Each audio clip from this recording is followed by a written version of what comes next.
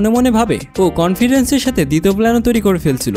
Naruto সত্যি অনেক শক্তিশালী হয়ে গেছে, যেটা কিনা ফোর্থ হোকাগেও করতে পারেনি। নারুটো সেটা করে দেখিয়েছে। ও তো আমাকেও টপকে গিয়েছে। তুমি অনুভব করতে পারছো এটা তুমি, যার কারণে সে এত শক্তিশালী হয়ে গেছে, তাই না সাসকে? ঠিক তখনই ইয়ামাতো বলে, কাকাশি এখন যাওয়ার সময় হয়েছে। ওইদিকে ইনো আর চুজি নারুটোকে কাঁধে নিয়ে নেয় আর বলে, তুমি কি হাঁটতে পারবে? ঠিক তখনই ইয়ামাতো আসে আর বলে, এখন লিভ ভিলেজের জন্য রওনা হচ্ছি। তারপর ইনো জিজ্ঞাসা করে, কাকাশি সেনসে কোথায় চলে গেল? ইয়ামাতো বলে, একটা ছোট্ট কাজ বাকি ছিল, সেটা শেষ করতেই তিনি গেছে। ওইদিকে কাকাশি আসে কাকুজুর কাছে। কাকুজু বলছিল, আমি হেরে গেছি, তাও আবার এদের কাছে। কাকাশি তখন বলে, তুমি ফার্স্ট হোকাগের সাথে লড়াই করছো, তাই স্বাভাবিকভাবে তুমি আমাদেরকে দুর্বল ভেবেছিলে, কিন্তু আমাদের চোখে তুমি একজন বৃদ্ধ মানুষ ছিলে। ধীরে ধীরে নতুন প্রজন্মরা আসছে এবং তারা একদিন না একদিন তোমাকেও টপকে ফেলবে। তারপর কাকাশি চিতরি দিয়ে ওকে মেরে ফেলে। আমরা দেখি লিভ ভিলেজে ওরা সবাই চলে এসেছে। হোকাগে অফিসে লেডি সুনাদে বলে, অনেক ভালো কাজ করেছো, কিন্তু এখনো কাজ শেষ হয়নি। যাই হোক, নারুটো তোমার হাতের কি অবস্থা? নারুটো বলে, এখন তো ঠিক আছে। সাকুরা বলে, এখন তো ওকে ফার্স্ট এড দেওয়া হয়েছে। সুনাদে বলে, তাহলে